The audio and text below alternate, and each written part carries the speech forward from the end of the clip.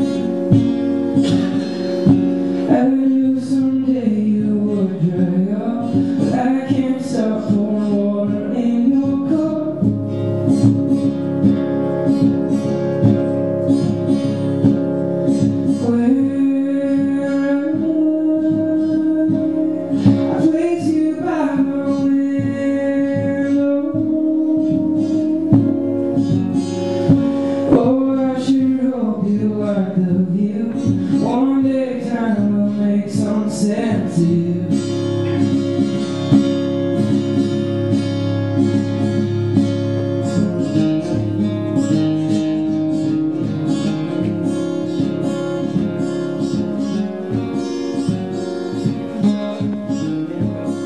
We got the little quills here, and you can tell that the coloring is kind of off. The left boot is on the left side of my motorcycle where the oil leaks. Of course.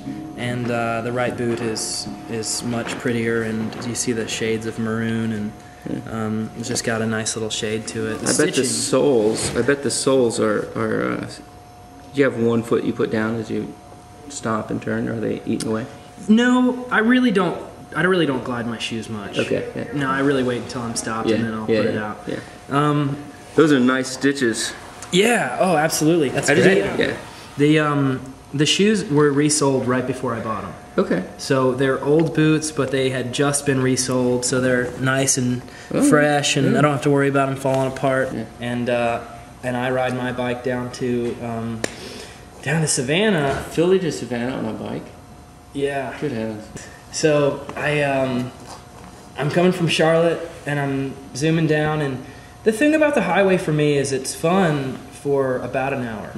Because I'm going like 70 miles an hour and just like thrashing my face, and I'm like, I'm not wearing a windscreen, you know, I'm just gonna let it hit me. Yeah. And about an hour into it, you're like, I wish I would have brought my windscreen. You're just like, beat to death. Yeah, you're just like taking all these hits and the wind's coming at you. So so I just put it up to like 85, and I'm like, I'm just gonna take this for another 2 hours, and then I'll be there, and it will be fine. So I'm pushing this, 25-year-old bike, and going on the highway, and all of a sudden I just feel a big splash, just like a big all over my left leg. I'm freaking out. Yeah. And so I pull the bike over as fast as I can, and I realize that there's a hose that has just, my oil hose, it just like come loose, because it was like shooting so hot and so fast for a long time. So, all right, cool. I don't know anything about, mechanics of bikes. I just bought my first bike. I can see that there's a hose, and there's a couple of different places where it could have gone. I'm not real sure which one. And I see that there's a clamp that wasn't tight enough. Yeah. So, I did the quick fix, and I just shoved it on one of them, and I tried to tighten it down a little bit. And I got back on the highway. Oh, no. I was like, if anything, it needs to have a lot of oil in there. So I start going down the highway, and 10 miles later, it's like, same thing. So my leather jacket and stuff. All oil. Yeah. Oh yeah. Just completely nasty. And your guitar? I'm going to a wedding. No, I played a guitar that was provided for me there. Yeah. So I get to the thing, and that was the whole that was the beginning of this whole ordeal. Yeah.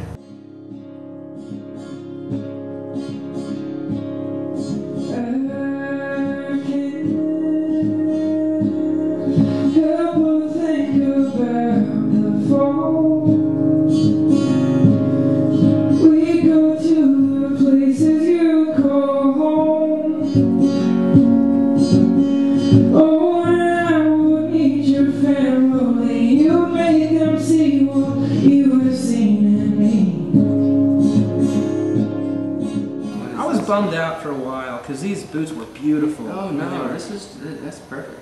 Yeah, they were just like equal. I mean, they had, Ostrich skin is so great. yeah. Oh, just beautiful, like red hues, and you don't realize how cold it is, even in June, in the middle of the night when there's 50 mile an hour winds coming at you the whole time.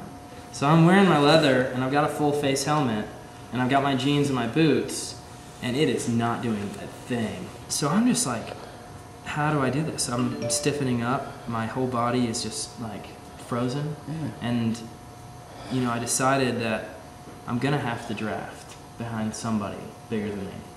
So I get the bike up to a nice little pace. I'm going about 70 miles an hour, and I pull behind the next tractor trailer truck that I see.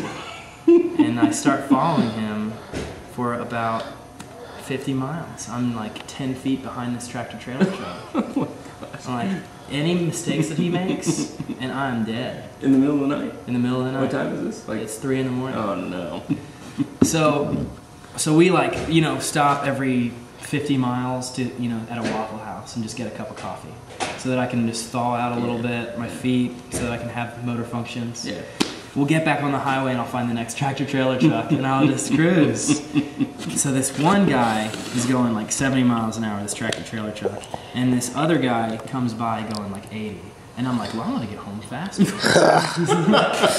I get in the other lane, and I start following this other guy, and all of a sudden he goes to the right lane, and I follow him. He goes to the left lane, and I follow him. He goes to the right lane again, and he pulls over on the side of the road to a dead stop. And he's yelling out the window, fuck you, man, you idiot, what are you doing? I'm like, trying to stay alive, so I'm like, that weirds me out, because I realized that I really got to this guy. Like, he knows that that was a serious situation, and I'm like, he knows the roads better than I do, and he knows that I probably could have, you know, gotten killed. So we stop at another Waffle House and get a cup of coffee, and I'm like talking to my guys that are following me in the car. I'm like, I'm gonna have to draft behind you guys, just because I don't want to put someone else in that position. It's a little Hyundai, like hatchback, like the tiniest car that you could possibly get, but I followed him the rest of the way back to Charlotte, and I got home and I just got under my covers and thawed out, went to bed.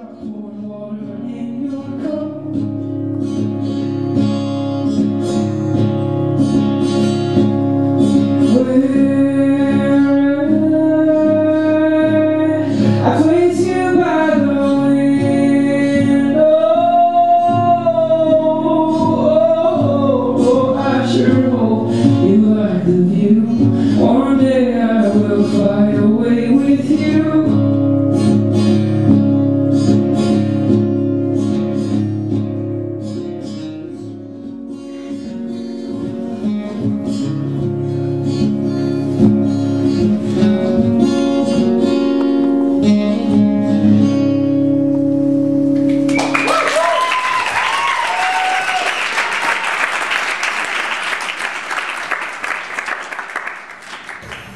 My son got arrested for pissing, and he was like at a bar and he was walking home. You shouldn't have been driving, so he was walking. Sure. And you know, it was like some bushes, and he did.